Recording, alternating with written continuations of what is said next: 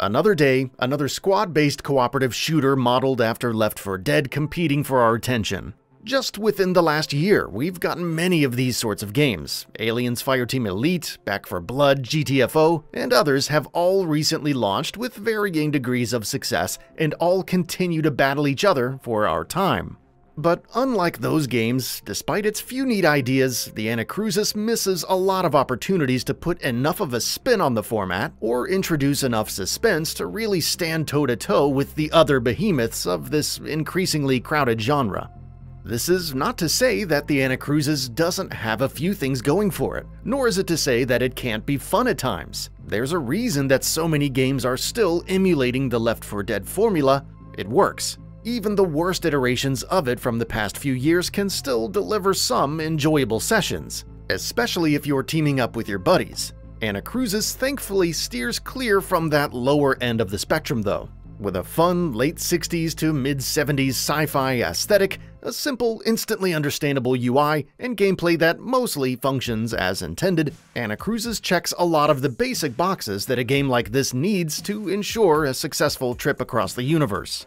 As groovy as the aesthetic may be, and as often as I found myself reveling in the litany of design cues that were so expertly borrowed from Buck Rogers, Logan's Run, and early Star Trek, I couldn't help wishing that they had leaned into that a bit more. The character designs fit the bill, but basically none of their personalities reflect anything proprietary to the setting. You could plop them into any other game like this and it would work about the same. Same goes for the lifeless mission structures and generic enemy types. There's really nothing that stands out with any of the objectives throughout the game's handful of missions, as if the developers gave up on being original before they even began crafting them. This isn't helped by the levels not being particularly good at illustrating where you're supposed to go next, and the fact that the AI for your teammates isn't very good.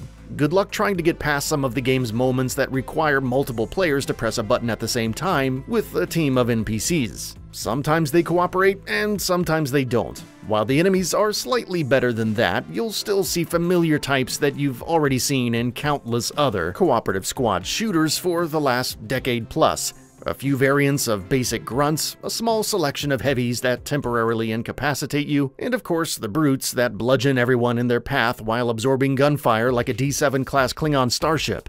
The only enemy that seems like it was designed with any real originality is the Flasher that calls in more aliens to your location while radiating a blinding light, making it hard to tell what's what and potentially causing a lot of confusion for your team. Moments with the Flashers can be pretty tense as they mix up the battle nicely, but of course, once you find and kill them, it's back to blasting away at comparatively less imaginative alien assailants. I will give praise to the game's weapons though. It's a relatively small arsenal for a $30 game, but the weapons do feel like they belong here. The pastel accents on the guns themselves, understated but fun sound effects, and the playful color palettes of their gunfire all keep them serviceably fun to use in most situations. I never felt pigeonholed into exclusively using any one weapon, or like I had to avoid any one of them either. Functionally, there isn't anything particularly crazy here with a basic pistol, an SMB submachine gun, shotgun-esque blaster, and the higher range plasma rifle all filling the roles that those sorts of guns usually do in shooters. But the special weapons that can be only found in the levels and cannot be replenished are a different story. The auto turret, laser rifle, and arc rifle are where most of the fun lies. The arc rifle in particular had me grinning with demented glee more often than it should have, as I electrocuted entire rooms of enemies in just a few seconds. The different grenade types and occasional perks afforded to you from the game's many matter compilers also add a bit of depth, but not much. Had the game leaned into its chosen aesthetic a bit more on the mission structure, character design, and enemy type fronts, it perhaps might have led them to more unique ideas that would feel more proprietary to its setting like it did for the weapons. But as it is, despite the cool weapons, the Anacrusis too often abandons its own potential for most of what lies beneath its candy coating. Functionally, my experience with the game has been mostly acceptable. While I have rarely managed to get a full team of actual human players, the games I did play in were reliable enough. I rarely experienced any major network issues or crashing. The frame rate does dip a bit more than I would like though, and rarely holds on to a full 60 for very long regardless of where I set the graphics settings. And I suppose that's about on par with most of these sorts of games, especially at launch, but it's still disappointing to see. I wouldn't be surprised if that got smoothed over soon considering the somewhat simplistic art style and lack of super demanding effects, but I can't give credit for improvements that haven't happened yet. Still, major dips in performance were generally rare for me. Outside of the aforementioned low IQ AI, the Anacruzes does seem to have the fundamentals in place for a functional experience, if nothing else. The main thing I would like to see added, outside of better optimization, is a lobby selection screen so I wouldn't have to rely on the game's matchmaking. I do appreciate the AFK mode you can use to temporarily let an NPC fill in for you so nobody has to hold up the rest of the team, but things like that only count for so much if people aren't playing the game.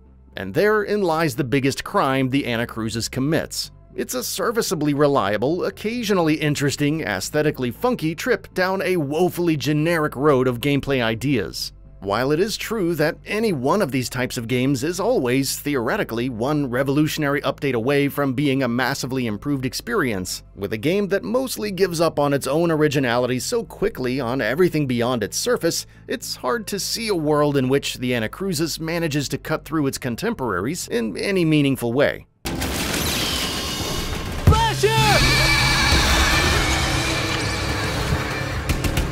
That was me! I can absolutely see the art style and general simplicity being the main reasons for some players to choose it over other games, and I wouldn't blame them for doing so, as you could certainly do worse in the genre. But most players who have been around the cooperative squad shooter block a few times will likely be left wanting in too many areas for this to be particularly recommendable. It does a good enough job imitating the genre's forefathers, and sprinkles in just enough originality to be a decent game, but with too much of that originality living on the superficial side of the experience, and underwhelming performance also nipping at the fun, the Anacruzes is unavoidably unremarkable. And with that, we reached the end of the video. Have anything to say? Let us know in the comments below. Also, we upload new videos every single day on Gaming Bolt, so please consider subscribing as it really helps us out. Thanks for watching.